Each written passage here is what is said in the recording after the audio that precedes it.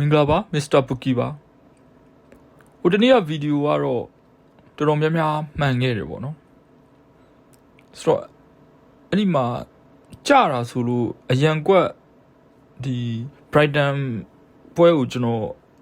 အဲ့ပွဲကျွန်တော်အကြိုက်အနေနဲ့ရွေးပေးတာမဟုတ်ဒီတိုင်းလေးပဲဟိုဆော့မယ်ဆိုရင် Brighton ပွဲကိုအဲ့ဒီ 1x bet မှာဟို double chance ကို ancient နဲ့တည်ဆော့ပါဆိုပြီးကျွန်တော်ပြောခဲ့တာပေါ့နော်ဆိုတော့ကျန်တဲ့ပွဲတွေကတော့တော်တော်များများမှန်တယ်ပေါ့ဟိုအက်တလက်တီကိုပွဲကကျွန်တော်9ပေါင်းအောက်နေဟိုဟာ9ပေါင်းအောက်ရွေးတယ်ပြီးတော့လက်ချီ body ရွေးတယ်ပြီးရင် Bayern Munich body ကျွန်တော်ရွေးပေးခဲ့တယ် Real Madrid 9ပေါင်းအောက်ရွေးပေးခဲ့တယ်เนาะဆိုတော့ဒါတနင်္ဂနွေနေ့ပွဲစဉ်တွေပေါ့เนาะတနင်္ဂနွေနေ့ကတော့ကျွန်တော်တော်တော်များများကျွန်တော် YouTube ကကြည့်တဲ့လူတော်တော်များများ YouTube ရော TikTok ပေါ့နော်ကြည့်တဲ့လူတော်တော်များများအကျိုးဖြစ်ထွန်းခဲ့လိမ့်မယ်ဆိုတော့အဲ့တော့ကျွန်တော်လည်းဝမ်းသာပါတယ်เนาะပြီးတော့ကျွန်တော်တခုပေါ့ဗျာကျွန်တော်တောင်းဒီ YouTube တို့ TikTok တို့မှာကျွန်တော် VIP tip နဲ့ပတ်သက်ပြီးကျွန်တော်ပြောထားသိမရှိပါဘူးဒါပေမဲ့ဒီနေ့တော့ပြောချင်တယ်အဲ့ဒါဘာလဲဆိုတော့ကျွန်တော် VIP tip ကတောက်လျှောက်နိုင်တယ်ဆိုတော့တောက်လျှောက်ကိုနိုင်နေတယ်အဲ့တော့ဟိုစနေနေ့ကတော့ draw ကြတယ်စနေနေ့က2ကွက် draw ကြတယ်တနင်္ဂနွေနေ့မှာကျွန်တော်3ကွက်ရွေးတယ်3ကွက်စလုံးအပြည့်နိုင်တယ်ပေါ့နော်တနင်္ဂနွေနေ့မှာကျွန်တော်ရွေးတာက Bayern Munich body ရွေးတယ်ပြီးတော့ Real Madrid go out ရွေးတယ်နော်Real Madrid go out ရွေးတယ် Bayern Munich body ရွေးတယ်ပြီးတော့နောက်တစ်ပွဲကပါတယ်3ကွက်ပေါ့ဗျာနော်ထားပါတော့နော်အဲ့3ကွက်ရွေးတယ်3ကွက်စလုံးအပြည့်ရတယ်ပေါ့နော်ဆိုတော့မနေ့ကညကတော့အဲတနင်္လာညမှာလေကျွန်တော်မနေ့ကညပေါ့နော်ကျွန်တော်ရွေးတာ Cremonese body နဲ့9ပေါင်းအပေါ်ပေါ့နော်ဆိုတော့အဲ့ဒါ2-1ဖြစ်သွားတယ်ဆိုတော့အဲ့ဒါလေနှစ်ကွက်စလုံးအောင်နေပေါ့နော်အဲ့ဒါတော့နှစ်ကွက်ဟိုပြားစားတွေနဲ့အောင်တာပေါ့ဟိုဘက်က Cremonese body ကပြား80ပေါ့ဒီဘက်က9ပေါ်ကတော့ပြား60ရတယ်ပေါ့နော်ဒါပေမဲ့ all win ပေါ့နော်အဲ့တော့ all win 2ရက်ရှိပြီအရှိမလေးတောက်လျှောက်ဟို VNB ကရတာများတယ်ဗျာကြတာတော့တကွက်တရက်ကြတာရှိတယ်ကျွန်တော်ကတော့တောက်လျှောက်ရတယ်အဲ့တော့ကျွန်တော် VNB tip ကိုကြီးညာချင်ပါတယ်ကျွန်တော် VNB tip ကိုဟိုဒီဗီဒီယိုကြည့်နေတဲ့အထဲမှာလက်ကြီးသမားတွေရှိတယ်ဟိုဒါပေမဲ့လက်ကြီးသမားမှမဟုတ်ပါဘူးကျွန်တော်ဟာကတုံတောင်တပွဲကို2သိန်းလောက်စော့တယ်ဆိုရင်ဝယ်စော့နိုင်ပါတယ်ဘာလို့လဲဆိုတော့ဒီ9000မကျော်ဘူးပေါ့နော်9000မကျော်တဲ့ဟိုအငွေအမောင့်ပမာဏတစ်ခုနဲ့ရောင်းပေးနေတာဗျာဟိုပွင့်ရင်လင်းပြောရရင်ဟို9000ဘယ်တော့မှမကျော်ပါဘူးကျွန်တော် VIP tip ကနော်အဲ့တော့လက်ကြီးသမားမှမဟုတ်ပါဘူးဒီတိုင်းပုံမှန်ဆော့တဲ့လူတစ်ပွဲ2သိန်း3သိန်းဆော့တဲ့လူတွေလည်းဝယ်ဆော့လို့ရပါတယ်နော်အဲ့တော့ဒီညတော့ကျွန်တော် VIP tip 2ကွက်ထွက်တယ်ဒါပေမဲ့ကျွန်တော်ကြိုက်တာတော့နည်းနည်းများလို့3ကွက်လောက်ထုတ်မလားပေါ့နော်ဆိုတော့အဲ့ဒါလေးတစ်ချက်ကြည့်နေတာဟို3ကွက်ကတော့လက်ထဲရောက်နေပြီဒီညထုတ်မယ်ဆိုဒါပေမဲ့ကျွန်တော်က2ရက်စက်တိုက်ဟို tip ကနည်းနည်းများထားတယ်ထုတ်တာများထားတော့ပြန်ပြီးတော့ကျွန်တော်စီမင်းစီကန်တိုင်းဆိုကျွန်တော်တရက်2ကွက်လောက်ပဲထုတ်ချင်တာဒါကြောင့်မို့လို့ကျွန်တော်ပြန်ပြီးချုပ်မလားပေါ့နော်အဲ့လိုလေးတစ်ချက်ကြည့်နေတာပေါ့အဲ့တော့ဒီနေ့ညလည်းအောင်ပါဗျဒီညဘောလို့ဆိုကျွန်တော် confident တော်ယုံကြည်မှုတော်မြင့်မားတယ်အဲ့တော့ကျွန်တော် VIP tip ကိုစော့ကျင်တဲ့လူတွေပေါ့နော်ဒီဗီဒီယိုကြည့်နေတဲ့ထက်မှာကျွန်တော် VIP tip ကိုလာစော့ကြည့်ပါအဲ့တော့ဟိုလက်တွဲကြည့်ပေါ့ဗျာနော်စော့ကြည့်လို့အဆင်ပြေတယ်ဆိုတော့ like စော့ပေါ့အဆင်မပြေဘူးဆိုရင်တော့ဟိုဟာဖြစ်ပေါ့နော်အဲ့တော့ကျွန်တော် VIP tip ကတော့ဒီဗီဒီယိုရဲ့အောက်က comments တွေမှာကျွန်တော် VIP Viber link ချပေးထားပါတယ်ဒါမှမဟုတ်လေကျွန်တော် Telegram channel မှာတော့ Telegram channel ကို join ထားပါတော့အဲ့ဒီမှာတော့ကျွန်တော် VIP tip ကိုဆက်သွယ်ရမယ့်ဟာတွေကိုနေ့စဉ်အသေးစိတ်တင်ပေးထားပါတယ် VIP tip ဝယ်ရမယ့်နေရာတွေပေါ့နော် VIP Telegram VIP Viber ပေါ့နော် so okay ဒါကတော့ VIP အကြောင်းပေါ့နော် VIP tip နဲ့ပတ်သက်လို့ပေါ့ဟိုတောက်လျှောက်အနိုင်နောက်ကိုလိုက်ချင်တယ်ဆိုရင်တော့ဟိုလက်ကြီးသမားတွေ fighter တွေလာ join ဖို့ကျွန်တော်လက်တွဲကြည့်ဖို့ဖိတ်ခေါ်တာပေါ့နော်နောက်တစ်ခုကတော့ဒီနေ့ညကျွန်တော် Telegram tip တစ်ခွက်တင်ပေးဦးမယ်ဆိုတော့မနေ့ကတော့မတင်လိုက်ရဘူး Telegram tip ကလည်းနိုင်ပါတယ်ဟိုစနေနေ့ရဆိုရင်နှစ်ကွက်ကျွန်တော်တင်တယ်ဗျာအစောပွဲ Man U ကိုအောက်တင်တယ်နောက်ကျပွဲမှာကျွန်တော် Napoli body တင်ပေးခဲ့တယ်နော်ပြီးတော့တနင်္ဂနွေနေ့မှာတော့ကျွန်တော် Man U ဟိုMan City နဲ့ Liverpool ပွဲကိုကျွန်တော်9ပေါင်းအောက်ရွေးပေးခဲ့တယ်အမှန်တော့1-1ဗျာအဲ့ဒါကိုအချိန်93မိနစ်မှာ1-2ဖြစ်သွားပါနော်ဆိုတော့အဲ့ပွဲကတော့ပြား30လောက်တော့ရလိုက်တယ်3လုံး30ရှုံးဆိုတော့နော်ဆိုတော့ဒီညလည်းကျွန်တော် Telegram tip တစ်ကွက်ပေါ့ကျွန်တော်အကြိုက် Telegram tip တစ်ကွက်တင်ပါအောင်အဲ့အကွက်လည်းနိုင်ပါ Telegram နော်နိုင်ပါအဲ့တော့ကျွန်တော် Telegram ကို join ထားဖို့လည်းဖိတ်ခေါ်ချင်ပါတယ်နော်ဒီဗီဒီယိုကြည့်ရလို့အဲ့တော့ okay ကျွန်တော်ဒီညစအောင်အစောဆုံး Chelsea ပထမဆုံး Chelsea ပွဲကနေတွားမယ် Chelsea ရဲ့ body ဈေးတစ်လုံး10ပြားရှုံးတစ်လုံး9ပြားရှုံးတစ်လုံး9ပြားရှုံးပေါ့ဗျာနော်တစ်လုံး10ပြားရှုံးပေါ့ကိုပေါင်းစီ 3D ပေါ့နော်ဆိုတော့ Chelsea က DJ က West Ham ကိုလည်း DJ နဲ့ပြီးခဲ့တာ West Ham ကို DJ နဲ့ပြီးခဲ့ပြီးတော့ Chelsea ဟိုအမှန်တော့အဲ့ပွဲက Chelsea ကြမယ်ပွဲဗျာသိလားဒါပေမဲ့ West Ham ကဘယ်လိုပြောမလဲလေဆင်းခံပလိုက်တဲ့ပုံစံကြီးဖြစ်သွားတာနောက်ဆုံးမိနစ်မှာ2-2ဒါပေမဲ့ကျွန်တော်ကအဲ့ပွဲမှာကျွန်တော် West Ham ရွေးခဲ့တာ哦1D ဆိုပေမဲ့ကျွန်တော် West Ham ကြိုက်တော့ West Ham ရွေးခဲ့ကျွန်တော်2-2တော့ပြီးပြီဆိုပြီးတော့ပြီး2-2မှာပြီးပြီလို့ထင်ထားတာဒါပေမဲ့မထင်မှတ်ပဲနောက်ဆုံးမိနစ်မှာ3-2ဖြစ်သွားတယ်ဗောနော်ဒါကဘူကီရဲ့ဟိုကြေးဖွင့်တဲ့သူတွေအနေနဲ့လေအဲ့ပွဲက 1D ဖွင့်တဲ့အနေထားကအမှန်တော့ Chelsea ကြေးပြော့တယ်ဗျာဒါပေမဲ့ဟိုဘက် Champions League ကန်ပြီးပြန်လာတာကြောင့်လည်းပါတာဗောနော်ဟို Champions League မှာ Napoli ကိုဟိုဘက်မှာအနိုင်ကန်ပြီးပြန်လာတာကြောင့်လည်းပါတော့ကြေးနေနေပြော့ပြီးဖွင့်ပေးထားပေမဲ့ဒါပေမဲ့အဲ့ပွဲကိုကြေးဖွင့်တဲ့သူတွေကိုယ်တိုင်ဟိုက draw ပုံစံမျိုးဖွင့်ထားတာဆိုတော့ဒါပေမဲ့ဟိုမထင်မှတ်ပဲနဲ့ Chelsea ပြန်ပြီးတော့ 3-2 နဲ့ပြန်ပြီးတော့ကြီးအောင် body အောင်သွားတယ်ပေါ့နော်ဟိုကြီးတော့ဟိုsorry ဘောအောင်သွားတယ်ပေါ့နော်ကြီးကတော့ပြန်ခွာသွားတယ်ဆိုတော့ DJ ပုံစံမျိုးပဲထပ်ဖွင့်လာတာဒီနေ့မှာ Leeds United ကိုဆိုတော့ကျွန်တော်တို့ကဒီနေရာမှာစဉ်းစားစရာနှစ်ချက်ရှိတာပေါ့နော်ဒီ Leeds ကလည်းအခုဟာက Chelsea DJ ပေးလို့ရတဲ့အနေအထားမျိုးမှာတွားရှိနေတာဟို Leeds ကတစ်ဖက်မှာရလက်ကောင်းနေပြီးအဝေးကွင်းဆိုရင် Leeds ကမစိုးဟိုအိမ်ကွင်းကြီးပဲကောင်းတယ်လို့လူတွေကထင်ကြတာဗျတကယ်တော့မဟုတ်ဘူး Leeds ကအဝေးကွင်းလဲနောက်ပိုင်းမှာရလက်ကောင်းလာတယ်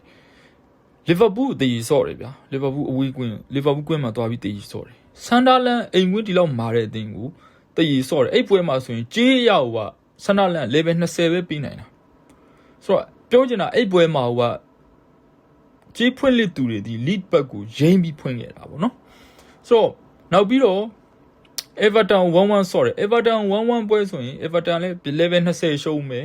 အဲ့ပွဲမှာတော့ကြေးဖွင့်လက်တဲ့လူတွေကိုနိုင်ကိုက lead ကိုအနိုင်ဆိုပြီးတော့ဖွင့်ခဲ့တာဗျတကယ်လဲအဲ့ပွဲမှာ lead က Everton ကိုအသာစီးဆော့ခဲ့တာဒါပေမဲ့ Everton ဟိုဘယ်လိုပြောမလဲ lead ရဲ့ဒီအပိုင်ကန်သွင်းအပိုင်အခွင့်အရေးတချို့ဆုံးရှုံးမှုကြောင့် lead မနိုင်ခဲ့တာဗောနော်1-1ပဲရခဲ့တာဆိုတော့ပြောရမယ်ဆိုရင် lead က Faki ပေါ့ဒီအရင်တော့ကဒီ Bundesliga ဘက်ကလာတဲ့ Faki ရဲ့ဒီဟိုဟာမထင်ရပဲနဲ့ကျွန်တော်ကအဲ့လောက်ကြီးမထင်ခဲ့ဘူးဗျာဒီ Faki ဆိုတဲ့နီးပြဟုတ်ဗောနော်ဟိုအရင်တော့မိုချန်တို့ဘာလို့ကင်လာတာဗောဟိုဘက်မှာ Bundesliga ဘက်ပြီးတော့သူဒီဘက်ရောက်လာတော့league လို့အသင်းမျိုးဟိုကိုဒီ league ပိုင်ရှင်တွေအနေနဲ့ပေါ့နော် management အနေနဲ့ဒီ Bundesliga ရဲ့အလယ်လက်အသင်းလောက်ကိုကင်လာတဲ့နီးပြားလက်ထဲကိုထည့်ပလိုက်တယ်ဆိုတဲ့အနေထားမှာတိတ်တော့အဲ့တုန်းကတော့အားလို့ကျွန်တော်အထင်သေးခဲ့တာပေါ့ Faki ကိုဒါပေမဲ့ Faki က league ကိုတကယ်မာကြောတဲ့ system တစ်ခုတိဆောက်ပေးခဲ့တယ်ဗျာတကယ်ဟိုမာကြောနဲ့ကိုစော့နိုင်တယ်အဲ့ဒီမာဒီဟိုဟာမဖြစ်တဲ့ Clever Lewin တို့ဘာလို့ဆိုရင်အရင်တော့ဒန်ယာဘာညာနဲ့တိုင်ပတ်နေတဲ့ကောင်တွေကအခုဒီမှာဒန်ယာကင်းစင်ပြီးတော့ပွဲတိုင်းဂိုးရတာတွေပါတယ်ဖြစ်နေဟုတ်နော်ပြီးတော့သူဒီမှာကျွန်တော်ကြိုက်တာအဲ့ဒီကွင်းလေကအဲ့ဒီအတန်းကြီးပေါ့ သူ9ယောက်တန်းတဲ့ဟာမျိုးရှိတယ်တခါလေ3-4-3ဆော့တယ်တခါလေ3-5-2ဆော့တယ်ပေါ့နော်အဲ့9ယောက်တန်း4ယောက်တန်းကြီးမှာဆော့နေတဲ့ကောင်တွေAmber 2တို့ Stage တို့တကယ်မာကြောတဲ့ကောင်တွေဗျာအဲ့လို Okafor လို့ကစားသမားမျိုးတောင်ဒီဘက်ရောက်တော့ဒီ lead ကိုရောက်တဲ့အချိန်မှာ Okafor ဆိုတာဒီဟိုမှာ AC Milan တို့ဘာတို့မှာဆိုရင် super sub ပြဒါပေမဲ့ super sub ဆိုပေမဲ့လေ तू ဝင်လာရင်ဂိုးရလာဆိုတော့မရပါဘူးဟိုဒီတိုင်းပဲဒီပွဲပြီးကနေအချိန်ဆွဲဖို့ပေါ့နော်ဟိုအဓိကကစားသမားအနာပေးဖို့ထဲ့တဲ့ကောင်တွေဘာမှလည်းမဟုတ်ဒါပေမဲ့ဒီဘက်ရောက်တဲ့အချိန်မှာ Okafor တို့ဘာတို့ကသူတို့6ယောက်ထဲရောက်ပြီဆိုရင်ဂိုးအနှံ့ရတဲ့ပုံစံမျိုးတောင်ဖြစ်လာတယ်ပေါ့နော်ဆိုတော့ league ကမာကြောမှုကကျွန်တော်တို့ကဒီပွဲမှာစဉ်းစားမှာရှင်းရှင်းလေးပဲ Chelsea ကလက်ရှိ league ကမာကြောမှုမှာ okay တကိုးနိုင်မယ်ထားလိုက်တကိုးတီပေးလိုက်နှစ်ကိုးနိုင်ပါမလား league ရဲ့လက်ရှိမာကြောမှု Chelsea နှစ်ကိုးသွင်းနိုင်ပါမလား Chelsea အနေနဲ့ကျွန်တော်ကြည့်ရတော့လေ Chelsea အနေနဲ့ဟိုဘယ်လိုပြောမလဲတူတူတန်တန်ဆော့ထားတဲ့အနေထားဆိုလို့အာဆင်နယ်တသိန်းလောက်ပဲရှိသေးတယ်လက်ရှိလေတူတူတန်တန်ဆော့ထားတဲ့အနေထားဆိုလို့ဘာဖြစ်လို့လဲဆိုတော့ဗျာ okay ဟုတ်ပြီ Crystal Palace အိမ်ကွင်းမှာ 1-3 နဲ့သွားနိုင်တယ်အဲ့ချိန်မှာ Crystal Palace ကြီးကတော်တော်စုံနေ Brentford အိမ်ကွင်းမှာနိုင်တယ်ဆိုတဲ့ပွဲကလေ Chelsea ကန်ကောင်းလို့ Brentford အကောင်ကြီးဂိုးသစ်မသေးကြလို့နော်အမှန်ဆိုရင်နိုင်လို့တော့မရအောင်အိပ်ပွဲ Chelsea อ่ะနော်ပြီးသွားရင်ဒီ Napoli ကို 2-3 နဲ့နိုင်တဲ့ပွဲရတော့ဗျာ Napoli ကလက်ရှိမှာတည့်တဲ့အတိုင်းပဲ Napoli ကဒီနေ့ညမှာ Napoli Chelsea မပြောနဲ့ဒီဟိုမနေ့တနေ့မှ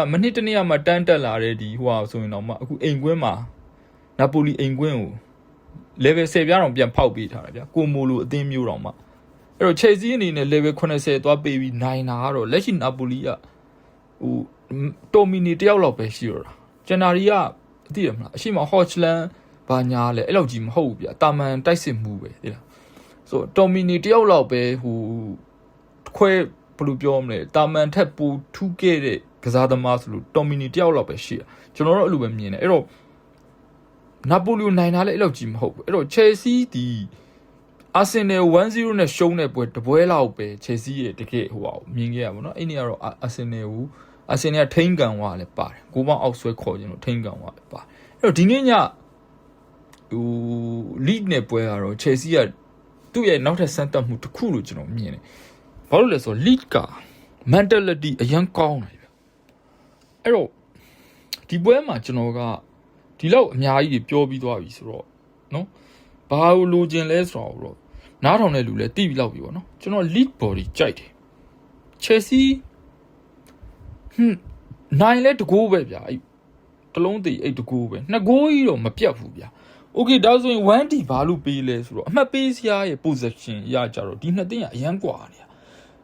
ပွင့်လင်းပြောရင်ခြေစွမ်းနဲ့ဒီ mentality ပိုင်းတွေဘာတွေမှာအဲ့လောက်ကြီးမกว่าဘူးပေါ့နော်ဟုတ်တယ်ဟိုနီးပြ Rossini ရောအကြောင်း Chelsea ကောင်းလာတယ်စိတ်သက်ကောင်းလာတယ်ဟိုကစားပုံတက်လာတယ်မှန်တယ်ဒါပေမဲ့ league လေဒီ Chelsea နဲ့မကွာတဲ့အနေအထားမှာရှိတယ်ဒါပေမဲ့ဟိုရက်တီချက်ချင်းကြတော့အဆင့်9နဲ့အဆင့်16ဖြစ်နေတော့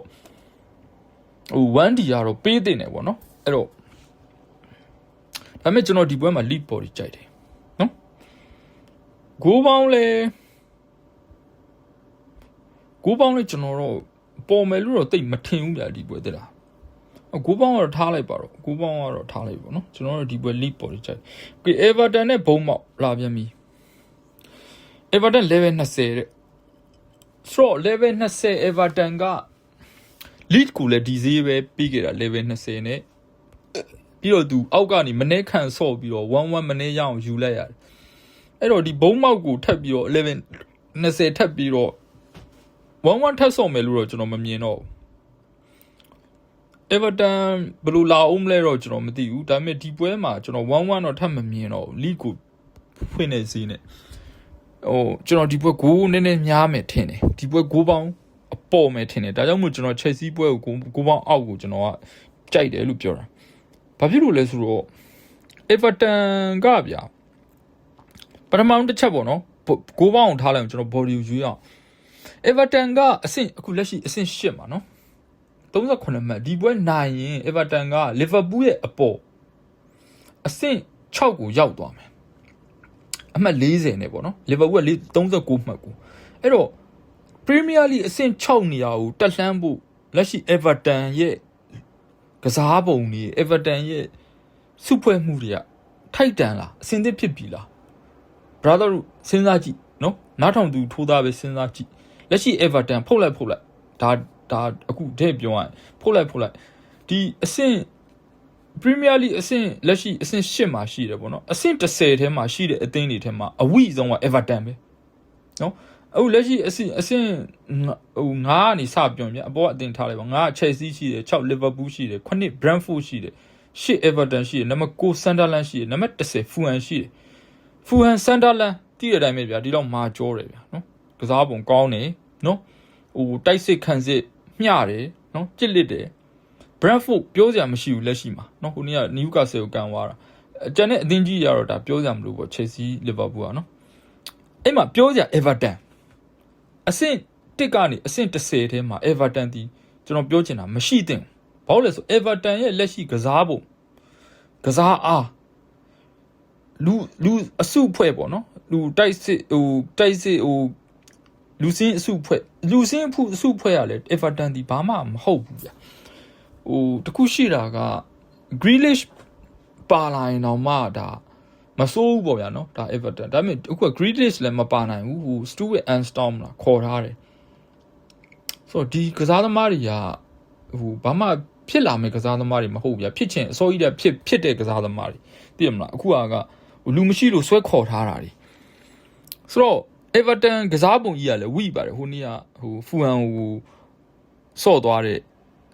အနေထားမျိုးဆိုရင်ဒါFulhamကန်ဆိုးလို့ရှုံးသွားတာပေါ့နော်ဆိုတော့Fulhamပြီးတော့အိမ်ကွင်းကိုကြေးဆွဲချခြင်းတဲ့ပုံစံမျိုးလဲရှိတာပေါ့နော်ဘူကီကအိမ်ကွင်းတောက်လျှောက်ကြီးထောင်တက်နေတော့ဒါပေမဲ့ဒီပွဲတော့ကျွန်တော်တို့ Everton မနိုင်တော့ဘူးဆိုတော့ကျွန်တော်ပြီးတော့အဆင့်ဒီပွဲကို okay တရေတောင်မှကျွန်တော်မမှန်းဘူးဒီပွဲ Everton တရေကြရင်တော့မှ तू ဘယ်လိုပြောမလဲအဲ့နေရာမှာဆက်ရှိနေတော့ Everton အဲ့နေရာမှာဆက်မရှိသင့်တော့ Premier League ဆိုတော့ကျွန်တော်ကဘုံမောက်ကိုကြိုက်တယ်ဘုံမောက် Everton ထက်ဆိုင်ဘုံမောက်ဒီပို့ပြီးတော့ထိုက်တန်တယ်နော်လက်ရှိစီမံညိုမရှိတော့ဘူးပြဿနာမရှိဘူးသူ့မှာJustin Kluivert တို့နာနေတယ်နော်ပြီးသွားရင်သူ့မှာကစားသမားကောင်းတွေရှိတယ်ဗျအဲ့ကစားသမားကောင်းတွေနာနေတာ Everton မှာအဲ့လိုကစားသမားကောင်းရှိဦးမရှိတာကျွန်တော်တို့အဲ့လိုမမြင်ဘူးပေါ့နော်Drew Berry Hall တို့တယောက်လောက်ပဲကျွန်တော်မြင်တာဆိုတော့ဒီနောက်တန်းမှာတော့ဒါ Bray White တို့ဘာလို့ရှိတယ်ပေါ့နော်ထားပါတော့ဒါပေမဲ့ဒီဘက်မှာကစားသမားကောင်းတွေရှိတယ်ဗျသူနာနေတယ်ထဲမှာKluivert တို့ Tavernier တို့တကယ်နာနေတယ်โอเคပြဿနာမရှိဘူးသူခေါ်ထားတယ်ဒီပြင်သစ်လီဂူကခေါ်ထားတဲ့ Kropi တို့နော်ပြီးရင်တနေ့ကဘာလဲတနေ့ကပွဲမှာတကယ်ကောင်းတဲ့ကစားသမားလေးတယောက်တွေ့လိုက်တယ်ဗျ Ryan လားပါလား Ryan နော်ဒီ Ryan ဆိုတဲ့ကစားသမားလေးတော်ကောင်းတာဗျအခုမှကျွန်တော်လည်းမြင်ဘူးတာပေါ့နော်အခုမှမြင်ဘူးတာဘယ်ကနေခေါ်ထားလဲဘရာဇီးကစားသမားပဲ Vasco da Gama နဲ့ခေါ်ထားတာတော်ကောင်းတာပဲဟိုတနေ့ကစားသွားတာပထမဆုံးဘုံမောက်နဲ့ပွဲဥထမှာဒီကစားသမားစောင့်ကြည့်ရမှာတဲ့လားပြီးတော့ Kropi တို့ကောင်းနေဗျာဒီပြီးတော့သူဟိုကနေခေါ်ထားတာ Morocco လက်ရွေးစင် Adli တို့ပြောစရာမရှိဘူးဆိုတော့ဒီဘုံမောက်ကသူကပြီးရင်ဒီဟိုကနေထပ်ပြီးခေါ်ထားသေး Alex Jimenez AC Milan မှာဟိုမဖြစ်ဘူး line နဲ့မဝင်လို့လေခေါ်ထားတာဘုံမောက်တို့ Brighton တို့ကတကယ်လှုပ်တတ်တယ်တကယ်ကိုလှုပ်တတ်တဲ့ကောင်စီမံညိုလိုကောင်မျိုးထွက်သွားလို့ပြဿနာမရှိဘူးသူစီမှာသိတယ်မလားစီမံညိုနဲ့ကစားပုံချင်းတော့မတူဘူးဒါပေမဲ့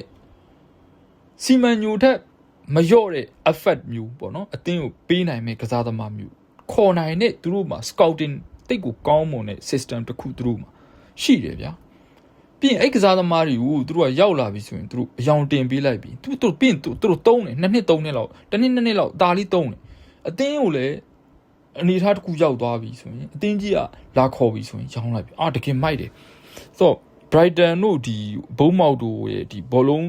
ဟိုဟာလေပတ်တဲ့ပုံစံอ่ะပေါ့နော်သူတို့လေပတ်တဲ့ဒီဟိုဟာကြီးတစ်ခုလုံးက algorithm လိုဟာမျိုးကြီးတစ်ခုလုံးတကယ်မိုက်တယ်ဆိုတော့ကျွန်တော်ကဒီပွဲမှာကျွန်တော်ဘုံမောက်ပေါ်ဒီပဲကြိုက်တယ်ဆိုတော့နော် Okay Tottenham နဲ့ Newcastle နဲ့ Tottenham ကို Newcastle ကအဝေးကွင်း level 65ပြပေးထားတယ်ပေါ့နော်ဒါကတော့ abnormal ပေါ့ normal မဟုတ်တဲ့ဈေးကွက်တစ်ခုပေါ့ဘာကြောင့်လဲဆိုတော့Newcastle ဒီတော်တော်အခြေအနေဆိုးနေတာရလက်အရအောင်ပေါ့နော်ဟိုနေ့ကဆိုရင်ဒါ Newcastle အိမ်ကွင်းကြီးမှာဗျာတော်တော်ရုပ်ပေါက်တယ်ပေါ့နော်အဲ့တော့လက်ရှိမှာလည်းအတင်းကရလက်တော်တော်ဆိုးနေတယ်တန်းစင်းစုံနဲ့တောင်10မှတ်ပဲกว่าတယ်ပေါ့နော်အဆင့်7နှစ်ဆိုတော့ဒါပေမဲ့ तू အားနေပါလှပါတယ်ဆိုတော့အဝေးကွင်းကနေပြီး level 65ပြပြန်ပေးထားအဲ့ဒါဘာကြောင့်လဲဆိုတော့စပါလူနာအရင်များနေတာပေါ့နော်လူနာအရင်များနေလူနာကစပါလူနာကတသင်းစာနီးပါရှိအဲ့တသင်းကလူနာနေတဲ့တသင်းကအဲ့တသင်းပြန်ကောင်းသွားလို့အသင်းတသင်းဖွဲ့ကံမယ်ဆိုရင်တော့မှ Premier League မှာအဆင့်တော်တော်ရှိတဲ့အသင်းတသင်းရလောက်တယ်နော်နာနေတဲ့ကောင်တွေတကယ်Udogi တို့ Romero တို့နော် Van de Beek တို့ Petroporo တို့ Kulusevski Madison Fachor Bentanka Mohamed Kudus Richarlison ဒီကစားသမားတွေပြန်လူနာနေပြန်ကောင်းပြီးတော့ကဲညာနေတဲ့ကောင်တွေကြီးပဲတသင်းဖွဲ့ကွာဖွဲ့ပြီး Premier League မှာဝင်ကန်စမ်းဆိုရင်အနည်းဆုံးအဆင့်ဟို10လောက်10ကနေပြီးတော့အဆင့်5လောက်ဂျားတဲ့ဟိုသူရောက်သွားနိုင်တယ်ဒီကစားသမားအဲ့တော့ပြောချင်တာစပါဒီအဲ့လောက်လူအရန်နာနေတာလူကောင်းနေကြီးပဲတောက်တိုင်ကစားသမားတွေတော်တော်များများနာနေတဲ့အတွက်ကြောင့်မလို့ဒီညမှာသူပြခရစ်စတီယန်ရိုမဲရိုထပ်နာတယ်ပေါ့ဗျာနော်နာတာမို့အနီးကထိတယ်ပေါ့အဲ့တော့ဒီညမှာစပါဒီဟိုကြီးအရနှိမ်ပါလုံးကနှိမ်ပါသွားတယ်ပေါ့နော်အဲ့တော့ဒါပေမဲ့ तू ကကန်ဟိုစပါးကတော့တကယ်ဆိုရင် squad ကြီးကနေတဲ့ squad ကြီးမဟုတ်အဲ့လောက်လူတသင်းလုံးလူကောင်းနေကြီးပဲနာနေတာတော့မှကြံတဲ့ကစားသမားတွေကိုကြည့်လိုက်ပယ်ဟင်ဟာကြံနေဗျာနော် Ismailas ဟိုပပေးစာကြံနေဗျာနော်ပြီးွားရင်ကွင်းလယ်မှာ Gallagher ဟိုဟာမှာခေါ်ထားတာနော် Gallagher ရှိတယ်ရှေ့မှာ Solanke ရှိတယ် Colomboani ရှိတယ် Xavi Simon ရှိတယ်နောက်တန်းမှာ Van de Ven ရှိတယ် Dragusin ရှိတယ်မစိုးဘူးဗျာဒီလားဒီဘက်က Gray တို့ Solskjaer တို့ဒါတွေတော့ထားပါတော့နော်ဒါပေမဲ့ကျွန်တော်ပြောချင်တဲ့ဟာစပါးကလူနာတာမရှိဘူးဆိုရင်စဉ်းစားကြည့်တော့လူနာတာမရှိဆိုဒီအသင်းဘယ်လောက်များအားကောင်းလိုက်မလဲဒီလောက်တသင်းလုံးလူနာများနေပါတယ်ဆိုနေမှနော်သူ့မှာကြံတဲ့ကစားသမားတွေကဟိုဘယ်လိုပြောမလဲဝက်ဆန်တသင်းဝက်ဆန်လို့အသင်းမျိုးနဲ့ရှင်လို့ကောင်းကောင်းရတယ်ဗျာဒီလားလက်ကြံကစားသမားအနေထားပါနော်ဟိုကိုလိုမိုဝါနီရှိတယ်ပယ်ဟင်ဟာရှိတယ်ဆိုလန်ကီရှိတယ်ဇာဗီဆိုင်မွန်ရှိတယ်ပပေးဆာရှိတယ်ဗန်ဒီဗန်ရှိတယ်ဆိုတော့ဒီကစားသမားတွေကဒါဘာပဲပြောဗျာဘလို့အသင်းမှာပဲနေဒါ first line up ကိုဘလို့ပြောမလဲအချိန်မရွေးချင်းချောက်နိုင်တဲ့ကစားသမားတွေသိလားဟိုဘယ်အသင်းကြီးမှာပဲရှိနေပလိစီပေါ့နော်ဒါပယ်ဟင်ဟာလို့ဆိုလဲဒါဘိုင်ယန်မြူနစ်ကနေပြီးတော့ဟိုမှာမဖြစ်လို့ဒီဘက်ကိုပြောင်းလာတဲ့ကောင်လေနော်ကိုလိုမိုဝါနီတို့ဇာဗီဆိုင်မွန်တို့ဆိုရင်နော်ဒါဆိုတော့ဗန်ဒီဗန်ဆိုလဲဒါဟိုပရီးမီးယားလိနောက်ဆုံးဟိုပရီးမီးယားလိရဲ့အကောင်းဆုံးနောက်ခံလူတွေထဲမှာဒါနော်ပါတယ်လို့ပြောလို့ရတာဆိုတော့ကျွန်တော်တို့ဒီပွဲမှာဟိုစပါလူနာများတယ်ဆိုတဲ့အချက်ကိုဆွဲပြီးတော့နျူကာဆယ်ကြီးပြင်းထားတယ်ဆိုပေမဲ့ဒီပွဲမှာကျွန်တော်တို့စပါအဲ့လောက်ကြီးဟိုဂိုးပြက်ချစ်ပြက်ကြီးတော့ရုပ်ပေါက်အောင်တော့ရှုံးမဲ့အနေထားမျိုးတော့ကျွန်တော်တို့မမြင်ဘူးကျွန်တော်ဒီလိုပွဲမျိုးတွေကိုကျွန်တော်မှဟိုဘောနော်အတွေ့အကြုံရကျွန်တော်ကဘာသွားတွေ့လဲဆိုတော့ကိုပေါင်းအောက်ကိုသွားတွေ့တာဆိုတော့ထိုးသားတော်တော်များများရဲ့အနေထားလေဗျသူတို့ကဘာလဲဆိုတော့အဲ့ဒီဟိုအတင်းတင်းလူနာများပြီအထူးဖြစ်ပေါ့နော်အခုခရစ်စတီယန်ရိုမဲရိုတို့ဘန်ဒေးဗီးတို့နာတဲ့အနေထားမျိုးတွေပေါ့ဗျာနော်အဲ့လိုအနေထားမျိုးတွေမှာ तू ကထိုးသားတော်တော်များများကဒီဘာမြင်လဲဆိုဒီအသင်းတွေကဒန်ဆိုပေါ့နော်နာတာ ပြီးနောက်ပက်ထရိုပိုရိုတို့နာတာပေါ့ဗျာနော်အဲ့တော့ဒီအသင်းတွေကဟိုဖြစ်တော့မှာဟိုဘက်ကအသင်းကဂိုးအများကြီးသွင်းတော့မှာဘာညာဒီလိုအတွေးရောက်စီတော့ဒါပေမဲ့ဒီလိုပွဲမျိုးမှာသူဘာဖြစ်တယ်လဲဆိုဟိုအသင်းတွေကလူနာများတဲ့အချိန်မှာတတိထားကန်ရင်နဲ့ကြစ်ကုန်တာဗျာဒီလားအသင်းခန်းစစ်ကကြစ်ကုန်တော့ကြစ်ပြီးတော့တတိထားပြီးတော့သူကစောင့်ပြီးတော့ကန်တော့တစ်ဖက်အသင်းကလည်းဘောလုံးသင်းနှစ်သင်းကန်တဲ့အချိန်မှာတသင်းကစောင့်ပြီးကန်ပြီးဆိုရင်တစ်ဖက်တသင်းကအများကြီးသူတိုက်လို့မရအောင်ဒီလားဘာလို့လဲဆိုတော့သူတိုက်ကိုတိုက်မဟုတ်ပဲနဲ့တစ်ဖက်ကပြောချင်တာဗျဒီခန်းစစ်ကိုကြော်ဖြတ်ကမဲ့ခန်းစစ်သမားဟိုရက်နေတယ်ဆိုရင်တိုင်ပတ်တယ်ဗျာဒီလားဘောလုံးကန်မှုတဲ့လူတွေသိလိမ့်မယ်ဟိုကိုကအရှိရကောင်ကြော်မယ်ဆိုအဲ့ကောင်ကလှုပ်နေတယ်ဆိုရင်ကြော်ရတာလွယ်တယ်အဲ့ဒီကောင်ကရက်နေတယ်ဆိုရင်ကြော်ရတာခက်တယ်သဘောတရားအဲ့လိုမျိုးဆိုတော့အဲ့ဒါကြောင့်မို့လို့လေတသင်းနဲ့တသင်းချောင်းကန်နေဆိုတဲ့ပွဲမျိုးကကိုအောက်တာပေါ့နော်ဘာလို့ရက်နေတာကိုသူတို့ကအဲ့လိုမျိုးပုံစံမျိုးရှိတယ်သူတို့ကခန်းစစ်ကိုပဲတတ်ဆော့တယ်ဆိုရင်ဆိုတော့ဒီပွဲကနယူကာဆယ်ကလည်းတည်တဲ့အတိုင်းပဲဗျာဟိုအရန်ကြီးဟိုဖြစ်လာမယ်ပုံစံမျိုးတော့မရှိဘူးဆိုတော့ကျွန်တော်ဒီပွဲဂိုးပေါင်းအောက်ပဲကြိုက်တယ်ဗျာဒီလိုပွဲမျိုးမှာဂိုးပေါင်းအောက်သွားတတ်တာနော်ဂိုးပေါင်းအောက်ကြိုက်ပါတယ်အဲ့တော့နောက်ဆုံးပွဲပရီးမီးယားလိနောက်ဆုံးပွဲကတော့ဝက်ဆမ်နဲ့မန်ယူပေါ့နော်ဝက်ဆမ်နဲ့မန်ယူကတစ်လုံး40ပြီးထားတယ်ဂိုးပေါင်းစီ3လုံး40ရှုံမန်ယူစီပြင်းတယ်နော်ဆိုတော့မန်ယူစီအောင်မလားပေါ့ထပ်ပြီးတော့မန်ယူက9ပွဲဆက်တိုက်နိုင်မှာမလားနဲ့ရီကန်နဲ့ချလိုက်သလိုဖြစ်မဟုတ်ကစားတာကောင်းပါတယ်ကစားတာကောင်းတော့လက်ခံတယ်ဟိုကစားသမားတွေရဲ့စိတ်တပိုင်းဆိုင်ရာတက်လာတာပေါ့နော်ဒါချယ်ဆီတို့ဘာလို့ထက်တော့ပိုတိတာသေးတယ်မန်ယူကြတော့ဒါပေမဲ့9ပွဲဆက်တိုက်ကြီးနိုင်ပါမလားအဲ့တော့ဒီလိုကျွန်တော်တို့တိတ်တော့လက်မခံခြင်းဘူးဗျာ9ပွဲဆက်တိုက်ကြီးချက်ချင်းပေါ့နော်နဲ့ရီကန်နဲ့ချပလိုက်လို့မျိုးကြီးအဲ့တော့ဟိုဒီဝက်ဆန်ကလည်းတစ်ဖက်မှာဟိုပြန်ပြီးတော့တက်နေတဲ့အချိန်ဖြစ်နေအောင်မေ့လို့မရဘူးပေါ့နော်ဝက်ဆန်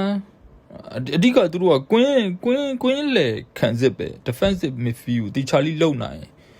ဝက်ဆန်ကတက်တယ်ဘာလို့လဲဆိုတောင်မန်ဒီအရန်အားကောင်းတာ Gerard Bowen တို့ Summerville ကကျွန်တော် one of my favorite Summerville ကကျွန်တော်အကြိုက်ဆုံးကစားသမားတွေတယောက်ပဲသူကနော်ဒီဟိုမှာကလေးဟိုကကျွန်တော်ကြိုက်တာသူတို့ဒီညမှာ Summerville တို့ Gerard Bowen တို့ဒီဘက်က Castellanos တို့နော် Fernandes တို့မန်ယူကိုရမယ်လို့ကျွန်တော်တို့မြင်တယ်ခံစီအင်ကွင်းကြီးမှာလေကိုမရစရာအကြောင်းမရှိဘူးမန်ယူကိုရလိမ့်မယ်အဲ့မန်ယူကလည်းအာဆင်နယ်တို့မန်စီးတီးတို့နိုင်တဲ့အနေထားတွေမှာမန်စီးတီးကိုနိုင်တာထားလိုက်ဗျာမန်စီးတီးကအခုကတနေ့ရွှေတနေ့ငွေဗျာသိတယ်မလားဟိုစပါးကိုကန်တာပဲကြည်ဗျာအများကြီးမပြောစပါးကိုကန်တာပဲကြည်သိတယ်မလားပထမပိုင်း2ဂိုးသွင်းပြီးဒုတိယပိုင်းတကူတော့မရဘဲနဲ့ပြန်ရှုံးသွားတာမျိုးဟို2ဂိုးပြန်ပေးလိုက်တာမျိုးဆိုအဲ့တော့မန်ယူအနေနဲ့မန်စီးတီးကိုနိုင်တာကဘာမှမဟုတ်ဘူးနော်ကျွန်တော်တို့တိတ်ပြီးဟိုကမဖြစ်ဘူး impressive မဖြစ်ဘူးအဲ့တော့အာဆင်နယ်ကိုမန်ယူနိုင်သွားတော့ဒါကတော့ဟိုအဝေးဟိုမထင်မှတ်တဲ့ဟာတွေပေါ့နော်ဆိုတော့မန်ယူအရင်ကြီးတော့ကျွန်တော်တို့ဟိုအသင်းကြီးအဆင့်ကြီးတော့နေချင်းညချင်းတော့လက်မခံခြင်းသေးဘူးအဲ့တော့ဒီပွဲမှာတော့ဝက်ဆန်ရဲ့ဒီတန်းစင်းဆောင်ယုံအားပေါ့နော်ဝက်ဆန်တန်းစင်းဆောင်ယုံအားလေသူအပေါ်တင်းနဲ့အမှတ်ကနည်းနည်းကွာတယ်ဗျာသိလားနည်းနည်းကွာနေရရှိတယ်အဲ့တော့ဝက်ဆန်ဒီပွဲမှာဟို Nottingham Forest နဲ့ကတော့3မှတ်ပဲကွာတယ်ဆိုပေမဲ့အပေါ်က Leeds နဲ့က6မှတ်ကွာသွားပြီပေါ့နော်အဲ့တော့ तू ကဟိုတန်းမစင်းရဖို့ဆိုရင်တော့ तू ကအပေါ်ကအဆင့်16လောက်ထိကို तू ကလှမ်းပြီးတော့ကြည့်ရမယ်အနေထားမျိုးရှိတာအဲ့တော့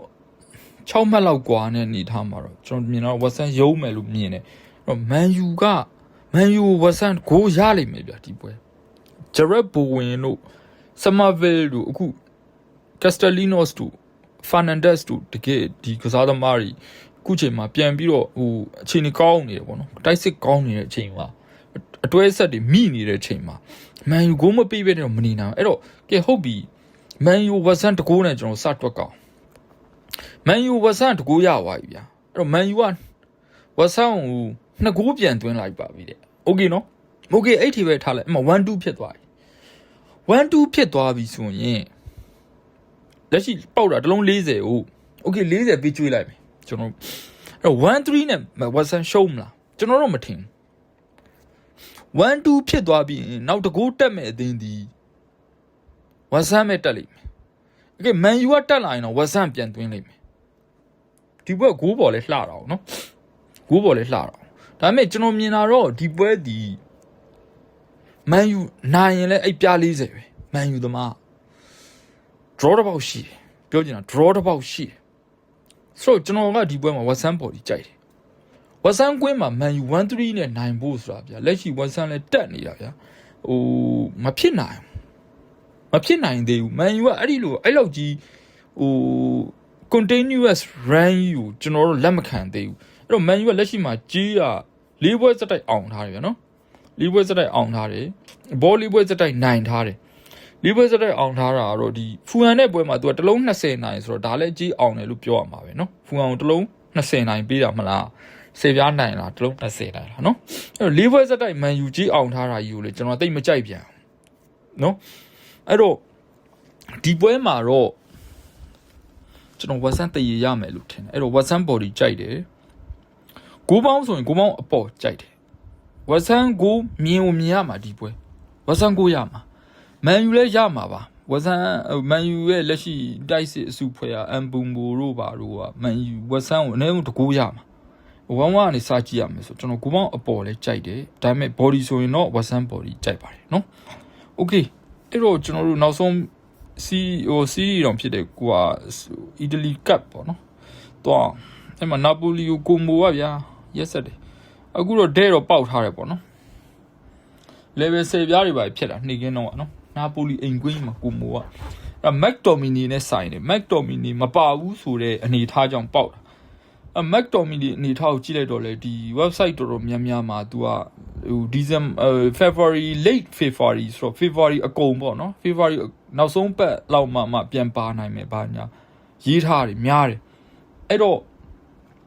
ဒါပေမဲ့တချို့ကြတော့လေဟို full mode တို့ဘာလို့ကြတော့လေ Mike Tomini ကို तू က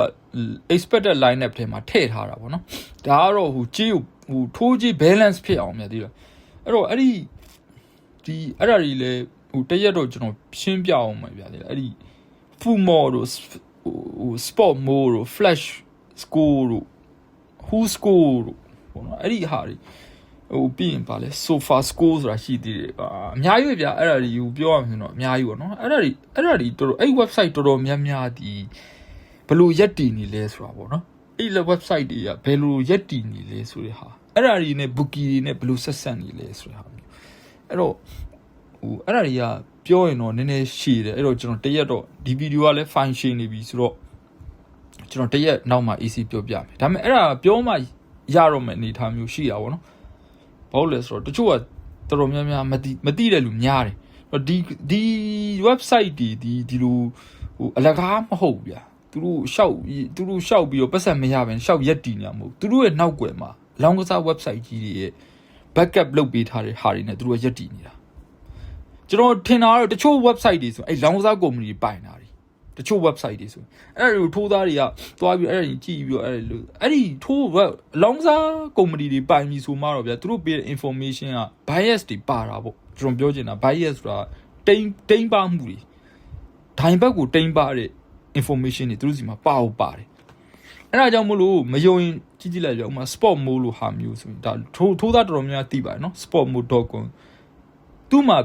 ပေးတဲ့ goal score ပြောင်းမြန်လာထိုးခင်ဗျာပြောင်းမြန်လာထိုးဟောနော်အဲ့ဒီနောက်မှတရက်ပြောမယ်ပေါ့ဒီဗီဒီယိုကမိနစ်30လဲကြော်သွားပြီဆိုโอเคနောက်ဆုံးအဆင့်နာပိုလီနဲ့ကိုမိုပွဲကိုသွားအောင်ခုနကကျွန်တော်ပြောသူပဲဟိုတချို့ကမက်တိုမီနီကိုပါမယ်ဒီပါဒီရေးထားတယ်ပေါ့ဗျာနော်အဲ့ဒါတွေကတော့ပွဲလာမှတိမှာကျွန်တော်ထင်တာတော့မက်တိုမီနီပြန်ပါဖို့မလွယ်တော့ဘူးလို့မြင်တယ်အဲ့ဖူမိုတို့ဘာလို့တော့သွားယုံလို့တော့မရအောင်အဲ့တော့မက်တိုမီနီမပါနိုင်လို့လေမပါနိုင်ဘူးဆိုတာကိုဘူကီတိုင်ဒီဘက်မှာခိုင်မာတဲ့အရာရှိလို့ပဲဒီစည်းပေါက်တာလို့ကျွန်တော်မြင်တယ်အကွေးပါလာရင်တော့ဒီနာပိုလီရဲ့ဈေးပြန်ထိုးတက်သွားမှာအဲ့တော့ဒါပွဲထွက်ခါနီးတနာကြီးမှာ line up ထွက်လာပြီဆိုရင်တော့ဒါအပြောင်းလဲဖြစ်ကောင်းဖြစ်မယ်ပေါ့နော်ဒါပေမဲ့ Mike Tomini ပါလာလို့နာပိုလီဈေးထိုးတက်သွားတိုင်းကြီးအောင်မယ်လို့တော့ပြောလို့မရဘူး ကျွန်တော်ဒီပွဲမှာတော့ရှင်းပါတယ်ဒီနာပိုလီလိုအသင်းမျိုးကိုဗျာဟိုပြီးခဲ့တဲ့တစ်နှစ်လောက်ကမှတက်လာတဲ့ကိုမိုကသွားပြီးတော့အဝေးကွင်းကြီးမှာဗျာနော်ကွာတာဖိုင်နယ်ကြီးမှာဟိုလီဆိုရင်လည်းထားပါတော့နော်ဟို CE ဆိုရင်လည်းထားပါတော့ဒါကွာတာဖိုင်နယ်ဗျာသွားနှောက်လို့မရဘူးသိရမလားရှုံးထွက်ဗျာသိလားပြီးတော့နောက်တစ်ခုကနာပိုလီထက်ဆိုင်ကိုမိုထက်ဆိုင်နာပိုလီကရှုံးချက်အရန်နာတာဒီနှစ်ကဟိုချန်ပီယံလိကလည်းထွက်လာခဲ့ရပြီဗျာနော်ချန်ပီယံလိမှာလည်းဟိုစူးစိုးဝါနဲ့ထွက်လာခဲ့ရပြီ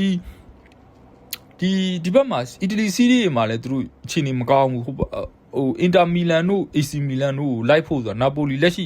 လူစင်းနဲ့ဘလို့မှမဖြစ်နိုင်ဘူးသိတယ်မလားအဲ့တော့ဟိုသူ့မှာမက်တိုမီနီတကောင်လောက်ပဲရှိတာဟိုအဲ့တော့ဒီအီတလီကပ်ကိုအသင်းကြီးတစ်သင်းနာပိုလီလိုအသင်းတစ်သင်းနေနဲ့အသင်းကြီးပေါ့ဗျာနော်အီတလီကပ်ကိုသူတို့တည်ထားမှာဒါပေမဲ့အဲ့လိုတည်ထားတဲ့သူ့ရဲ့ဟာကအခုအသင်းဘာမှမဟုတ်တဲ့ကိုမိုရဲ့ဒီအိမ်ကွင်းမှာလာပြီးတော့ကြေးတင်စည်းတဲ့ထောင်ခံထားရတာပေါ့နော်ဆိုတော့ဒီပွဲမှာကျွန်တော်ကကိုမိုဘော်ဒီပဲကြိုက်တယ်ဆိုတော့ဟိုအကယ်၍ဒါကbookie trick တခုဖြစ်သွားခဲ့အမှားတွင်တခုဖြစ်သွားခဲ့ရင်တော့မှကျွန်တော်တို့ကတခြားရွေးချယ်စရာဘာမှမရှိဘူးကျွန်တော်တို့ဒီမှာဘာလို့လဲဆိုတော့ကျွန်တော်တို့ဒီဟိုအဲ့လိုအမှားယွင်းနေဖြစ်သွားရင်တော့မှကျွန်တော်တို့ကလက်ခံလိုက်ရမှာဒါတွေကလက်ခံခဲ့ရတဲ့ပွဲလေအများကြီးပဲဖြစ်တဲ့ဖြစ်တိုက်တာကိုရွေးလိုက်တယ်ဒါပေမဲ့တချို့ဟာတွေလက်ခံရမယ့်ဟာမျိုးတွေတော့ရှိတာပေါ့နော်အဲ့တော့ဒီပွဲမှာတော့ကျွန်တော်ကိုမိုဘော်ဒီကြိုက်ပါတယ်ကိုမိုကဘာပဲပြောဒီပွဲမှာကိုမိုညင်းစရာအကြောင်းပြချက်ဘာမှမရှိဘူးကြေးရကြည့်မလားလက်ရှိ return ဟိုကစားနေတဲ့ return ရကြည့်မလားလူစင်းစုဖွဲ့မှုသူ့စီမှာလူငယ်လေးတွေကြီးပဲဟိုလူငယ်လေးတွေကလည်းဒီဘက်ကဘယ်တောင်မန်ကတိုက်စစ်ဟိုမနေ့တနေ့မှာ Dynamo Zagreb ကရောက်လာတဲ့ Baturina ဆိုရင်နော်ဟို Nico Pass တို့ဘာလို့ထားလိုက်အောင်ဒီကောင်ကြီးဆရာကြီးတွေဖြစ်နေပြီနော်ဒါပေမဲ့ဟိုမနေ့တနေ့မှခေါ်လာတဲ့Baturina ဆိုတဲ့ကစားသမားလေး Dynamo Zagreb ရဲ့ဘယ်တောင်မန်ကစားသမားလေးဟိုတနေ့ကပဲဟိုမှာဒီအီတလီ Serie A ရဲ့ဒီ January လအကောင်းဆုံးတလဆရာအကောင်းဆုံးကစားသမားစုရသွားတယ်ဟိုတနေ့ကပွဲမှာသူစုပြီးဆိုတော့ Set Fabregas ရဲ့လက်အောက်မှာသူကအကုန်လုံးကသူကနေသူဖြစ်နေတာပဲတဲ့လားဒါပေမဲ့အဲ့တခုရှိအဲ့ Set Fabregas ကလည်းဟိုဘက်ကနော်အဲ့ကွန်တီရဲ့တပည့်နော်ကွန်တီအောက်မှာဒီညကန်ကစားမယ်ကွန်တီအောက်မှာသူကန်ခဲ့ဘူးတယ်နော်အဲ့တော့ဆရာတပည့်နှစ်ယောက်ပြန်တွေ့တာပေါ့အဲ့တော့ဒီညမှာတော့ကျွန်တော်ကဒီလူငယ်တွေနဲ့ပေါ့ဗျာနော်ဒီလူကြီးအသင်းနာပိုလီပေါ့အကြတွေကြီးပဲဒီမှာစပင်နယ်ဇိုလာတို့ကွင်းနယ်လိုဘော်ကာတို့နော်ရာမာနီတို့ပြင်နာနေအဲ့အဂွေဇာတို့ဘာတို့အဲ့ဒီဘရိုင်းတို့ဘာတို့ကစားတာအကြတွေပြီးရင်ဒီမှာရှိမယ်လူကာကူဆိုရင်အခုဆိုရင် line နဲ့တောင်မဝင်ဟို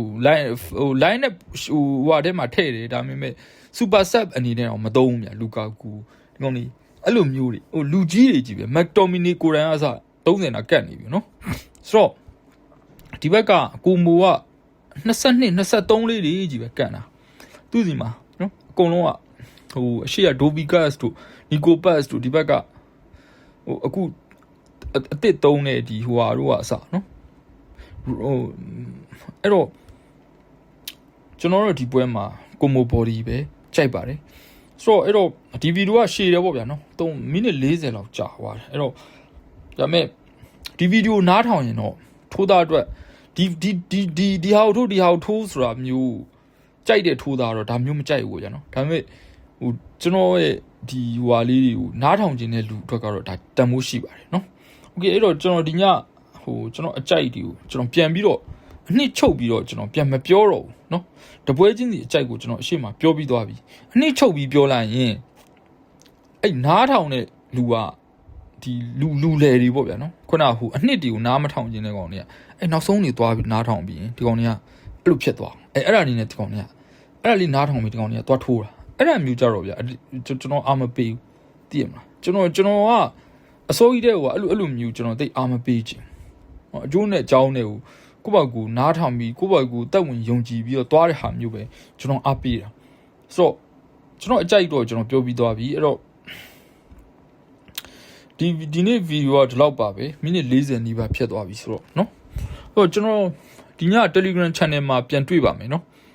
Telegram မှာကျွန်တော်အကြိုက်တစ်ကွက်တင်ပါမယ်ပြီးတော့ခုနပြောသလိုပဲကျွန်တော်အစောကပြောခဲ့လို့ပဲ VIP tip ပေါ့เนาะကျွန်တော် VIP tip တောက်လျှောက်နိုင်နေဆိုတော့တနင်္ဂနွေမှာ3ကွက်ပေးတာဗျ3ကွက်စလုံးနိုင်နေဆိုတော့ဒီဟိုမှာဒီမနေ့ကလေ Cremonese body နဲ့ကိုပေါင်းပေါ့ပေါ့နော်ဆိုတော့ဒီနေ့လေ VIP တစ်နှစ်ကွက်ကကျင်းတီပေါနိုင်အောင်ပါအဲ့တော့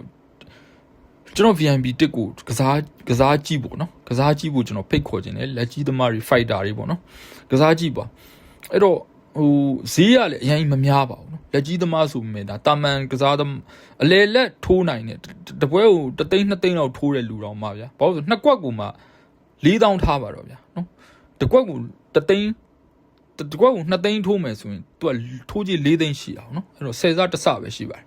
အဲ့တော့ VIP တစ်လာဆော့ကြည့်ပါနော်အဲ့လိုမှမဟုတ်ရင်လည်း Telegram tip ကိုဆော့ကြည့်ပါနော်ကျွန်တော် Telegram tip ကလည်းတောက်လျှောက်နိုင်ပါတယ် Telegram channel ကိုလာခဲ့ဖို့ပဲဖိတ်ခေါ်ခြင်းတယ်အဲ့တော့ VIP tip ဆော့မဲ့လူကလည်း Telegram channel မှာကျွန်တော် information တွေချပေးထားပါတယ်နော် VIP tip ကိုဆက်သွယ်ဝယ်ယူရမယ် VIP Viber VIP Telegram နော်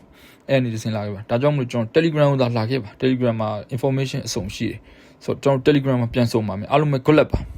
ဒီ Telegram channel ကိုကျွန်တော် link ကိုတော့ဒီ video အောက်က comments တွေမှာကျွန်တော် Telegram channel link ချပေးထားပါတယ်เนาะအားလုံးပဲ good luck ပါ